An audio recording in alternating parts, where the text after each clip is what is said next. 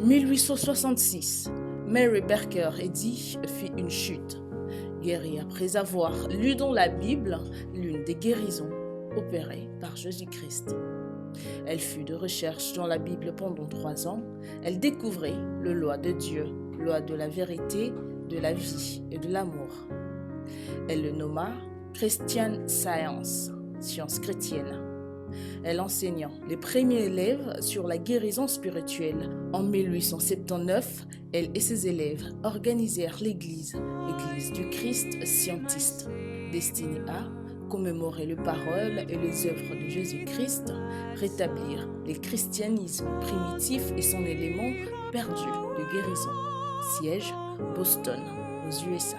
Fidèle à travers le monde dans 150 pays, dont les RDC.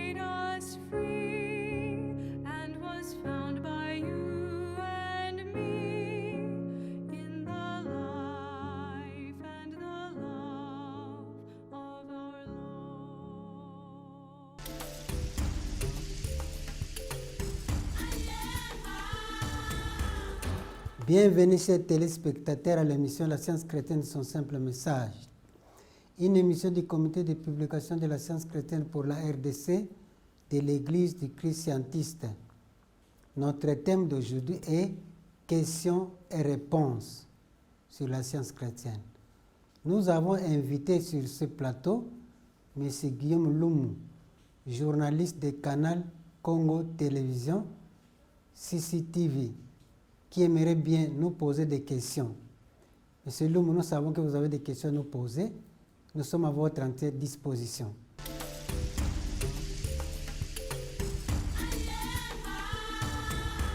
Monsieur Makengo Mapululu, comité de publication de la science chrétienne pour la RDC de l'Église du Christ scientiste. Alors, c'est réservé à qui ces traitements? Le traitement est réservé à tout le monde et n'est pas réservé aux seuls membres de l'Église. D'ailleurs, vous allez voir que les gens engagés dans la pratique publique de la guérison spirituelle en science chrétienne, qui sont appelés praticiens de la science chrétienne, ne travaillent pas à l'Église. Chaque praticien a son bureau, soit à domicile, soit il loue un bureau public où le monde, ceux qui veulent être aidés, viennent solliciter son assistance spirituelle. Alors, il guérit tous les problèmes que vous apportez à l'hôpital, chez les tradis praticiens, ou bien dans la médecine moderne. Tous ces cas-là, les praticiens de la science chrétienne prient pour cela, mais sans donner un remède matériel.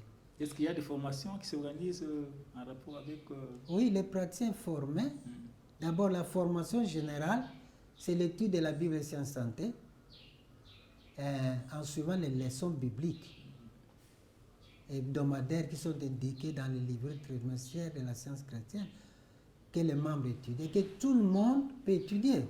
Les leçons sont ouvertes à tous.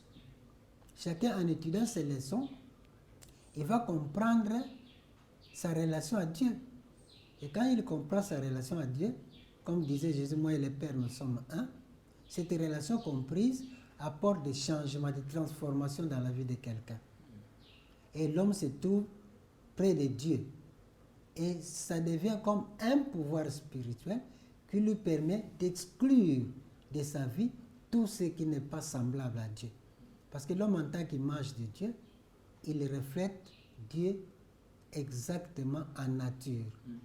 Comme Dieu est l'esprit divin infini, l'homme véritable qui est l'image de Dieu est considéré comme spirituel. Dieu est amour. L'homme reflète cet amour divin.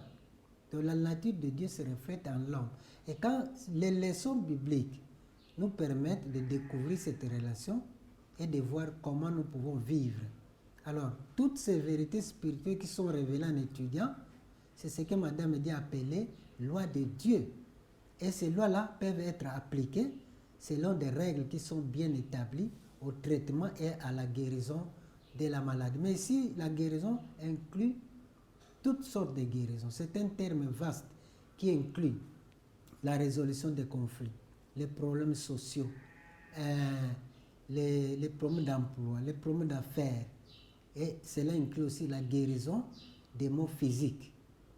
Tout ça, c'est la guérison. Ok. Vous, en tant que comité de publication de la science chrétienne pour la RDC de l'Église du Christ scientiste,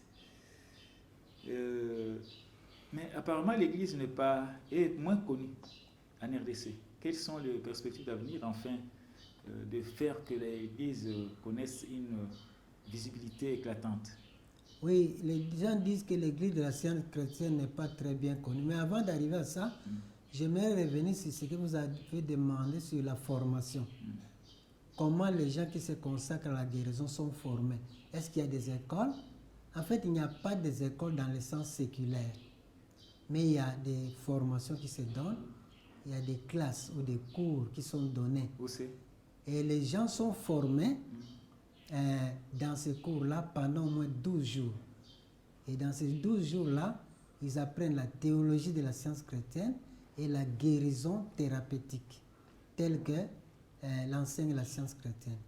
Et au terme de ces 12 jours, ils sortent en guérissant, même s'ils ne savaient rien. Et cette formation est ouverte à tout le monde, pas seulement membres de l'Église du Christ, mais tout le monde qui s'intéresse à la guérison spirituelle. Il peut s'intéresser. Et aussi, peut-être vous allez me demander quelle est la différence entre les membres de l'Église qui guérissent, ou quelqu'un qui étudie la science chrétienne qui guérit, et les praticiens de la science chrétienne. Tout le monde apprend à guérir. Même les enfants de l'école, ils guérissent.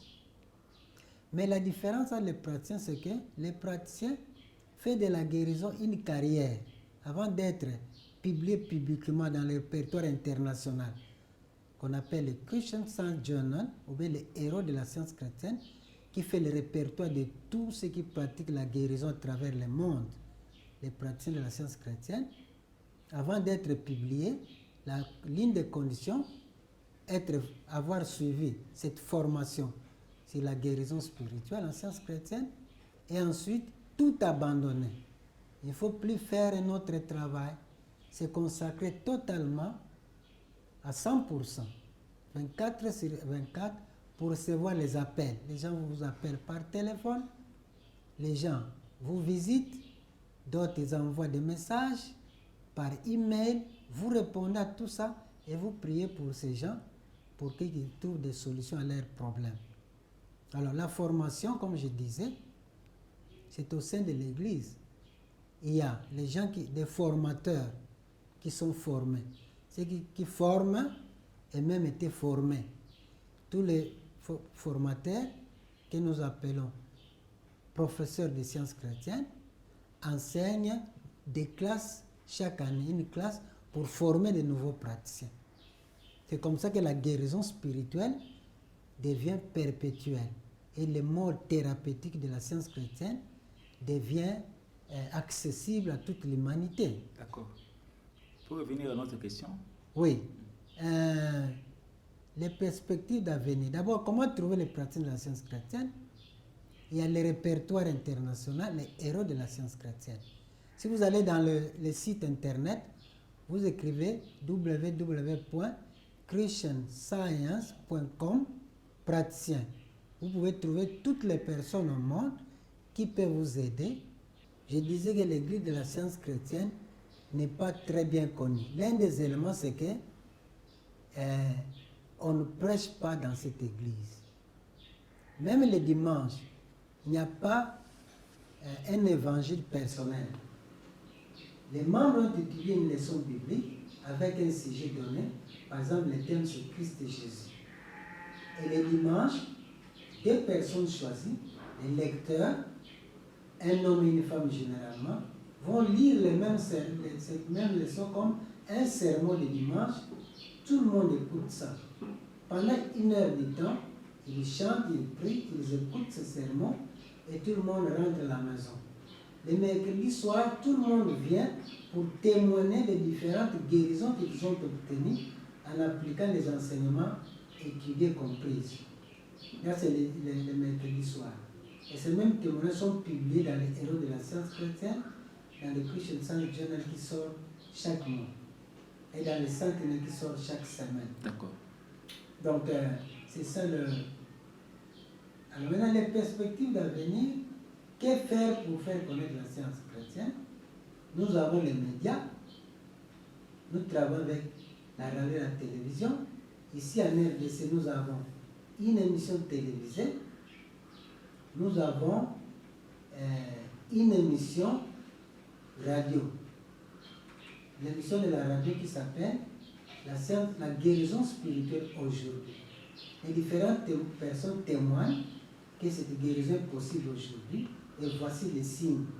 Et différentes personnes guéries viennent témoigner dans cette émission-là.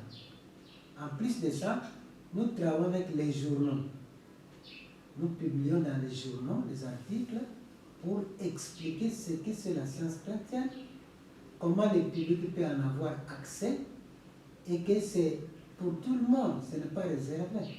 Que tout le monde peut étudier ça pour soi-même d'abord, et sa famille, même s'il est membre de notre église. Alors, depuis combien de temps la science chrétienne est implantée en RDC? En RDC, c'est à la veille de l'indépendance. Environ plus de 50 ans maintenant. Ok. Dans combien de provinces? Dans toutes les provinces, il y a presque la science chrétienne. Nous avons 11 paroisses ici à Kinshasa, que nous appelons les églises filiales, 5 organisations dans les universités, mais il y en a 20 autres paroisses à travers le pays, 20 autres filiales. Merci beaucoup. Votre mot de la fin? Le mot de la fin, je pourrais dire, la guérison spirituelle est une possibilité présente. Et l'enseignement de la science chrétienne rend cela accessible aux familles. Vous êtes chef de famille, vous pouvez apprendre à guérir les membres de votre famille. Vous êtes parents, apprenez à guérir vos enfants. Et les enfants vont apprendre à vous guérir, à guérir les autres. Donc c'est un enseignement rendu scientifique que tout le monde peut apprendre et mettre en pratique. Ce n'est pas caché, ce n'est pas occulte, mais c'est pour tout le monde, c'est public, c'est universel. Monsieur Makungu, je vous remercie. Merci.